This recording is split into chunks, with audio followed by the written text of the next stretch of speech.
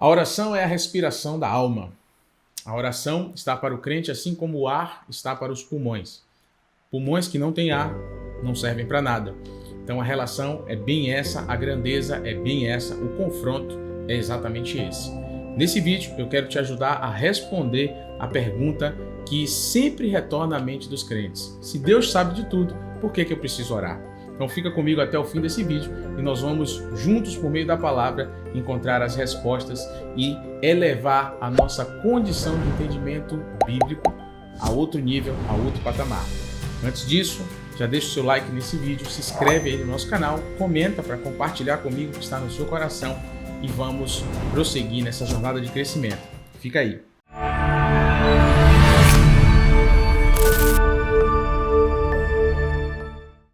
Se Deus sabe de tudo, por que eu preciso orar? Se Deus já determinou todas as coisas, por que eu devo continuar orando? Será que algo muda quando eu oro? É importante fazer esse questionamento para que a gente possa aí ter na nossa mente o desejo de buscar conhecer o que as Escrituras falam a respeito. Então a gente já vai começar esse vídeo estabelecendo o nosso fundamento. Abra comigo a sua Bíblia em Mateus capítulo 6, a partir do verso 7. Vamos ler juntos. Acompanhe aí comigo. A palavra diz o seguinte: E quando orarem, não fiquem sempre repetindo as mesmas coisas, como fazem os pagãos. Eles pensam que por muito falarem serão ouvidos. Verso 8. Não sejam iguais a eles, porque o seu Pai sabe do que vocês precisam antes mesmo de o pedirem. Vocês orem assim: Pai nosso que estás nos céus, santificado seja o seu nome. É interessante pensar nesse texto, entendendo que há uma exortação declarada aqui, falando que Deus sabe exatamente, o Pai já sabe exatamente tudo que a gente precisa. É verdade, o texto afirma isso, mas ele não nos afirma isso tirando ou retirando do nosso entendimento a necessidade de que oremos. Esse texto deixa muito claro que há uma direção da parte de Deus para nós, mostrando que o Pai já sabe exatamente tudo que a gente precisa. Mas quando ele afirma isso, a sequência não diz assim: por isso, vocês não precisam se preocupar, vocês não precisam orar, vocês não precisam se relacionar, vocês só precisam seguir a vida. Não tem escrito isso. Ele afirma que o Pai já sabe o que a gente precisa antes que a gente peça. E a sequência diz assim: agora vocês vão orar dessa forma. E é nesse ponto que é estabelecida o nosso modelo de oração, a oração perfeita, como alguns gostam de chamar, que está aqui no capítulo 6 de Mateus e também em Lucas capítulo 11. Então, a oração do Pai Nosso, a nossa oração modelo, ela é a sequência de um alerta prévio. O Pai já sabe o que vocês precisam. Portanto, vocês devem passar a orar da forma correta. E aí ele estabelece aí o fundamento da oração como Deus quer que seja feita. Lembrando-nos, enquanto estamos orando, a respeito dos fundamentos, daquilo que é importante de ser explicitado nesse ato de comunicar-se com Deus por meio da oração. No nosso último vídeo, eu falei exatamente sobre isso, sobre essa passagem, esse entendimento, de onde nascem as orações. E foi justamente citando a oração do Pai Nosso, que ela já faz abertura, nos lembrando que existe um Pai que está regendo todas as coisas. Então, é o restabelecimento da paternidade. E a partir desse lugar, nós passamos a orar. Então, voltando aqui para a nossa temática, por que eu devo orar se Deus já sabe de todas as coisas? Ou eu devo continuar orando mesmo entendendo que Deus já estabeleceu tudo? Com certeza, nós precisamos orar. E sabe por quê? Eu vou te falar em 3 passos. Primeiro, porque Deus sabe de tudo, mas nós não sabemos de quase nada. Então, a oração é um lugar onde eu busco o conhecimento de Deus e o conhecimento a respeito das coisas de Deus, do método de Deus, dos princípios de Deus, dos valores e parâmetros do nosso Deus Pai. Então, o primeiro aspecto pelo qual eu devo me manter em oração, mesmo Deus sabendo de todas as coisas, estabelecendo todas as coisas, é que Deus sabe de tudo, mas eu não sei de tudo, você não sabe de tudo. E quem não sabe precisa buscar, precisa se manter num lugar de pesquisa constante. E esse lugar de pesquisa se chama oração. Segundo aspecto importante do porquê eu devo me manter no lugar de oração é que a oração ela é de via dupla.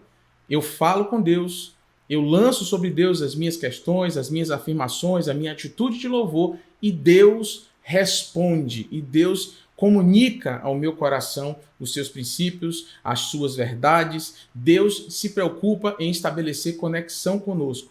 Então, o segundo aspecto é que a oração ela é algo de via dupla. Ela tem uma ida e uma volta. A ida é o que eu lanço sobre Deus e o retorno é aquilo que Deus responde ou lança sobre a minha vida. E o terceiro aspecto, não menos importante, é que quando a Bíblia me informa que Deus já sabe o que eu preciso antes de eu pedir, é para que eu entenda que o aspecto principal da vida de oração não é pedir, é conectar, é relacionar-se com esse Deus. Então, o primeiro aspecto da oração não é lançar sobre Deus as minhas necessidades, porque Ele já sabe do que eu preciso. É relacionamento desenvolvido, é conexão, é falar e ouvir, é entregar e receber, é esperar, é se manter no sensível estágio do quebrantamento, é desfrutar de uma relação com Deus Pai. Deus quer relacionamento e a oração é um lugar onde isso começa a ser desenvolvido e permanece sendo desenvolvido. O primeiro aspecto da oração não é pedir, é relacionamento, é contato com Deus Pai. E isso precisa estar sempre em alta na nossa mente. Nós estamos muito habituados a olhar para a oração como um lugar onde eu me sirvo. Mas a oração, em primeiro lugar, é aquele lugar onde eu sirvo, onde eu entrego, onde eu me torno conhecido com palavras, com gestos, com atitude. Deus sabe o que eu estou pensando, sabe o que eu estou sentindo, mas isso não significa que eu não preciso falar nem me expressar diante de Deus. Muito pelo contrário. O tempo todo na história bíblica a gente vai ver que Deus queria manifestação em relação aos seus filhos. Deus quer que seja manifesto o que você sente, o que você pensa, o que você quer, o que você precisa. Deus quer manifestação. Ele quer essa comunhão, ele quer esse contato, essa conexão, essa interatividade com nós, os seus filhos, porque somos a sua família. E ele nos criou não para viver como robô, mas para nos movimentar em cima de um relacionamento que se estabelece por meio da oração. Eu gosto muito também, eu sempre cito nas minhas lives, na escola de oração, na escola de intercessão, nas minhas mentorias, eu sempre gosto de citar Lucas 18, que fala que aqueles que buscam o Senhor, aqueles que oram de dia e de noite, terão a justiça rápida de Deus.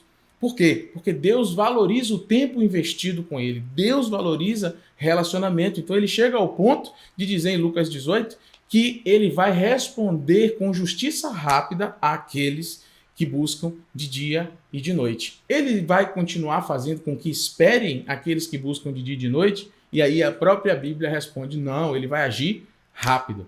Então, nesse simples aspecto desses versos, dessa sentença, a gente já entende a importância que existe em relação à oração no coração do nosso Pai, do nosso Deus. Isso é maravilhoso.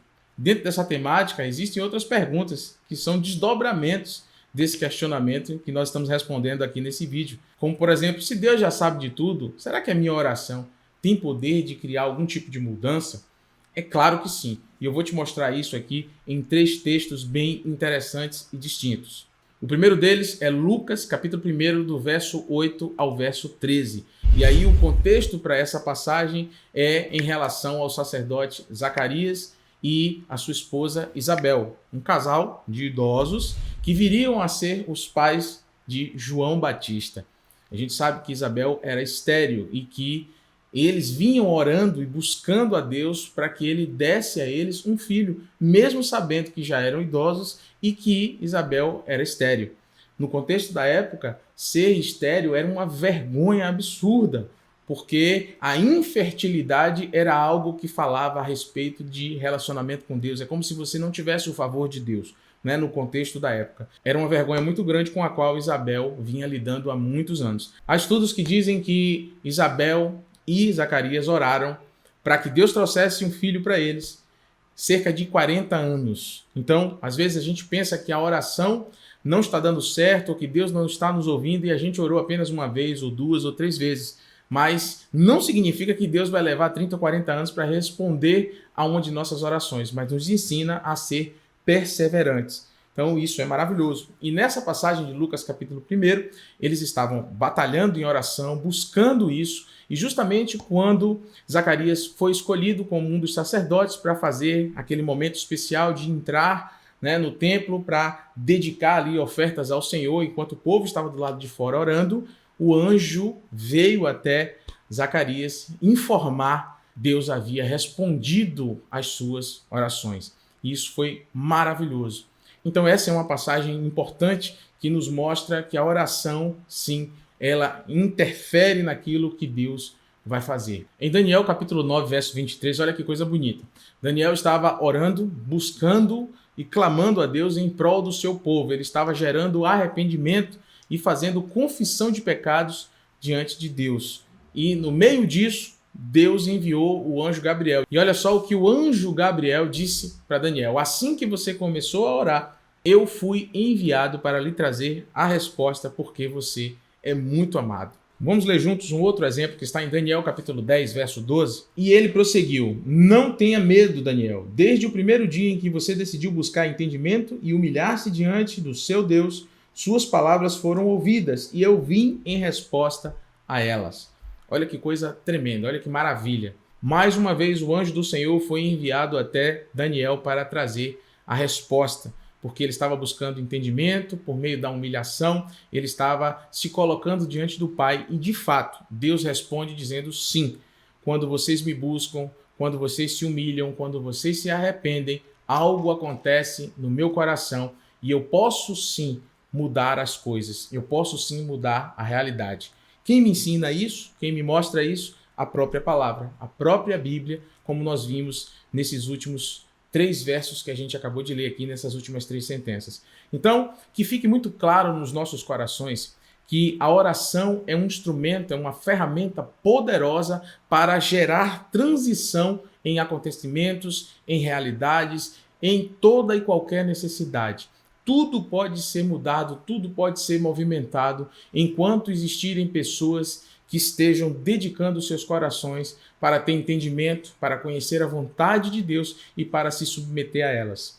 Quando nós oramos, não significa que Deus vai fazer aquilo que a gente quer, no tempo que a gente quer e da forma que a gente quer. O que estamos tratando aqui nesse vídeo é que orar é uma ferramenta poderosa que traz sim resultados, que pode sim mudar realidades, que pode converter a morte em vida, sim, que pode converter a escassez em abundância, que pode converter a enfermidade em cura, que pode sim gerar bênção, pode gerar transformação em toda e qualquer situação.